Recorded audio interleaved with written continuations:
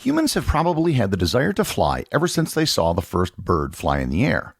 But flying, as it turns out, was a very challenging problem for creatures without wings.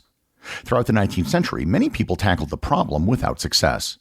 And it wasn't until the first years of the 20th century that the problem was finally solved. Learn more about the invention of the airplane and the solution to heavier-than-air travel on this episode of Everything Everywhere Daily.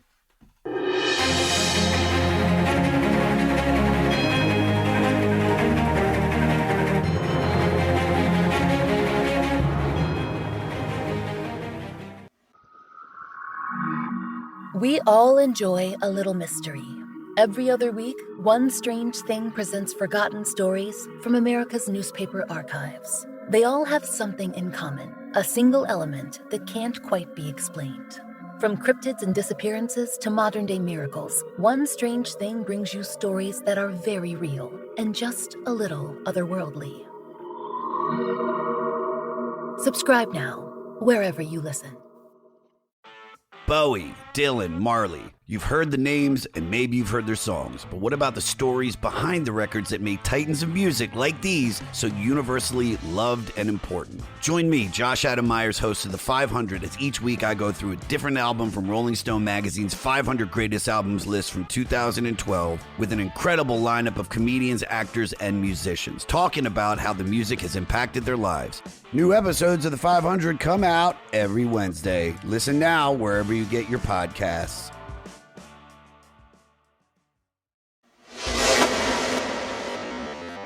Believe it or not, the origins of human flight go back much further than most people realize. Ancient civilizations had stories of gods and heroes who had wings and managed to fly. The most well-known story is probably that of Icarus, who flew too close to the sun. However, the ability to put humans into the air probably first occurred sometime in the 7th century in China. The mechanism used to put people in the air were large kites. This was the first time that humans could really get off the ground and fly into the sky. There were, however, serious problems with putting a person in a kite. You couldn't control them, and more likely than not, they would crash to the ground. In fact, being sent up in a kite was a form of execution in ancient China, which shows just how unreliable as a means of transportation it was. The Chinese also figured out the basic principles of lighter-than-air flight. However, they never extended the idea beyond sky lanterns. For centuries, tinkers and thinkers like Leonardo da Vinci created contraptions that mimicked wings or large kites. But none of these designs came close to achieving actual flight. In 1783, Joseph and Jacques Montgolfier launched the first hot air balloon, which ushered in an era of balloon flights. Ballooning was certainly useful. It was great for military reconnaissance to see an entire battlefield, as well as for making scientific observations. However, it wasn't really a means of transportation. Where you went and how far you traveled was totally dependent on the wind. Balloons still didn't achieve the goal of flying like a bird. Or if not a bird, at least being able to fly where you want and when you wanted. The person who really advanced the cause of human flight was an 18th and 19th century British engineer by the name of George Cayley. Cayley was the first person to go beyond drawings to actually study the physics behind what would be involved in human flight. He's widely considered to be the world's first aeronautical engineer. He identified the main forces involved in flight: gravity, lift, drag, and thrust. He created the conceptual basis for what an airplane would be, a fixed-wing machine with controls for lift, propulsion, and lateral control.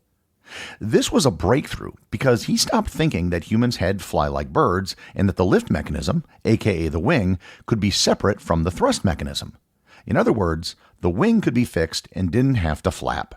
He understood the necessity of materials being lightweight.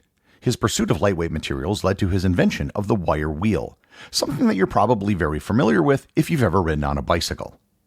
Cayley also made huge advances by experimenting with air screws, that are now better known as propellers, as well as with the shape of wings. His lifetime of research culminated in 1849 when he created the world's first glider that could carry a human. It was a small boy for weight considerations that he had hired. 4 years later, in 1853, he built a larger glider that was able to carry one of his servants for over 900 feet. Despite all of Cayley's advances, he recognized there was still one missing component to achieving sustained flight.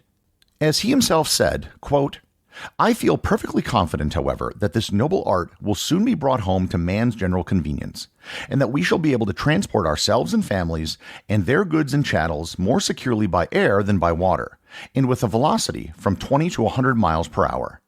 To produce this effect, it is only necessary to first have a mover, which will generate more power in a given time in proportion to its weight than the animal's system of muscles." End quote. Cayley realized there needed to be some sort of engine that was capable of providing enough thrust at a low enough weight.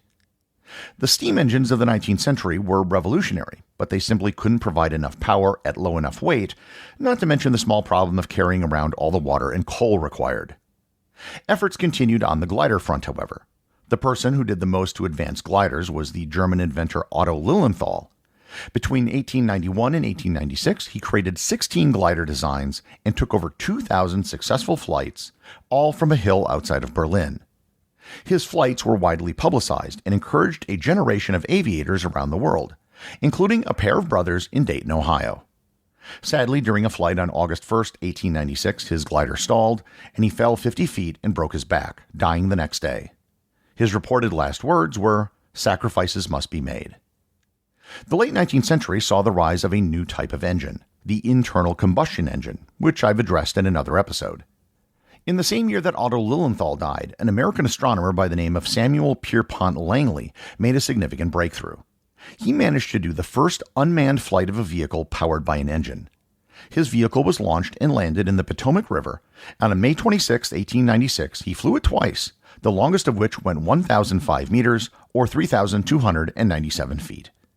The Smithsonian Institute regards Langley as having created the first machine capable of flight, even if it wasn't powerful enough to carry a person. The inventors who managed to put everything together were a couple of brothers who ran a bicycle shop in Dayton, Ohio, Wilbur and Orville Wright.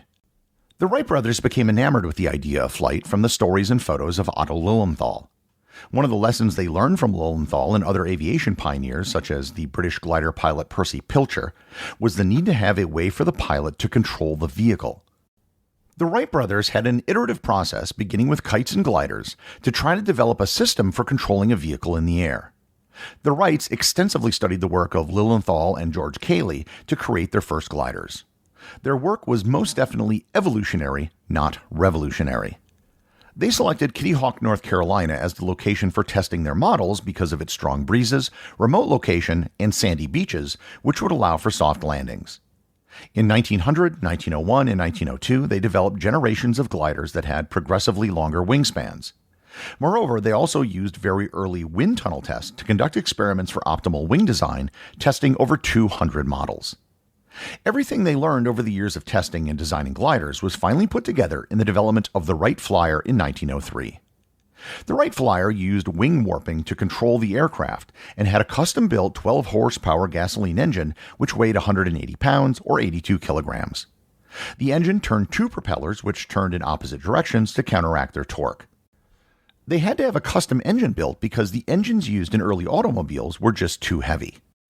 After waiting for conditions to be right and several aborted attempts due to equipment malfunctions, on December 17, 1903, they conducted the first sustained, controlled, powered, heavier-than-air flight with a human operator.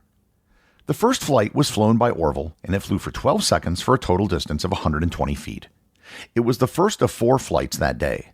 The other 3 flights flew for 175 feet, 200 feet, and then the final flight, which was piloted by Wilbur, flew for 852 feet or 260 meters, and it was aloft for a full 59 seconds.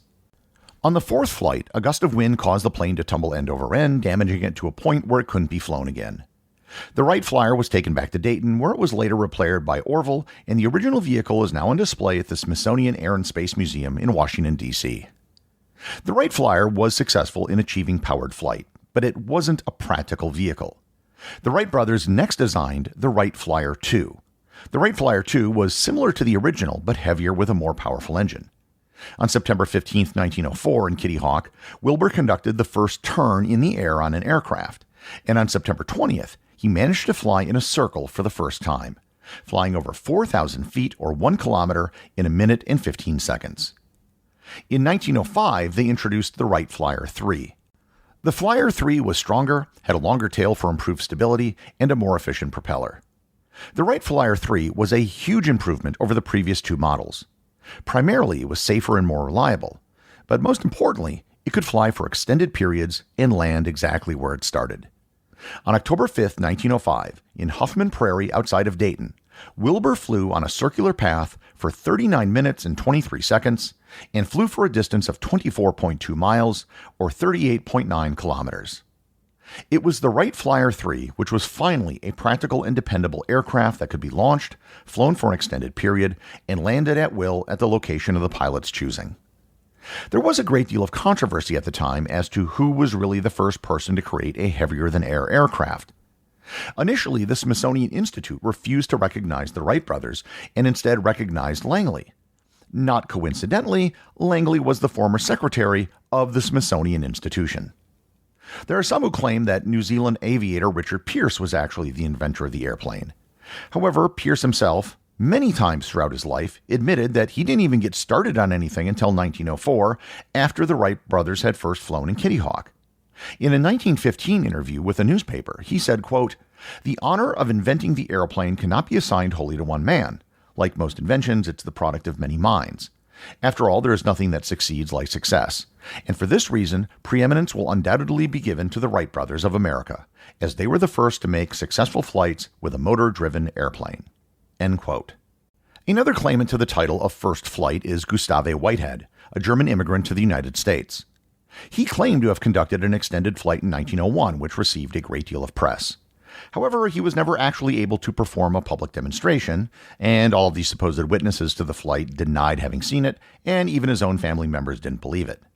After his supposed 1901 flight, unlike the Wright brothers, he was never able to make a working vehicle capable of flight, seemingly having lost the secret to flying. His claims are almost universally considered to have been a hoax.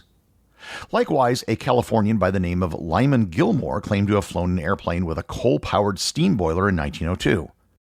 However, the vehicle was lost, there are no surviving drawings, no witnesses, and no photographs. Nothing about it would be feasible according to aeronautical engineering. The final claimant is the Brazilian engineer Alberto Santos Dumont. Santos Dumont was wealthy via his family's coffee plantation and moved to Paris where he pursued aviation. Many in Europe dismissed the claims of the Wright brothers and simply didn't believe that they had achieved what they claimed. This denial was despite the over 100 flights of the Wright Flyer 3, many of which flew for the better part of an hour with dozens of witnesses and photos. On September 23, 1906, Santos Dumont, in front of a large crowd in Paris, conducted a flight that flew at a height of 15 feet for a distance of 200 feet. The big difference between Santos Dumont's airplane and the Wright brothers was the fact that his plane had wheels and didn't use a catapult to be launched. This was certainly a significant innovation, and it deserves credit for what it was.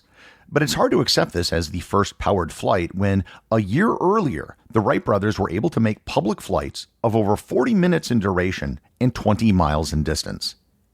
Any reasonable analysis of early aviation would conclude that the Wright brothers were in fact the first to master mechanical-powered, heavier-than-air flight. Most of the early European skeptics later recanted and admitted that the Wright brothers were first. As with most inventions, powered heavier-than-air flight didn't develop spontaneously. It was the product of centuries of trial and error and scientific advancement. Once the concept of powered flight was proven, aviation advanced rapidly. Records for altitude, distance, speed, and duration were constantly being set, and airplanes became more reliable.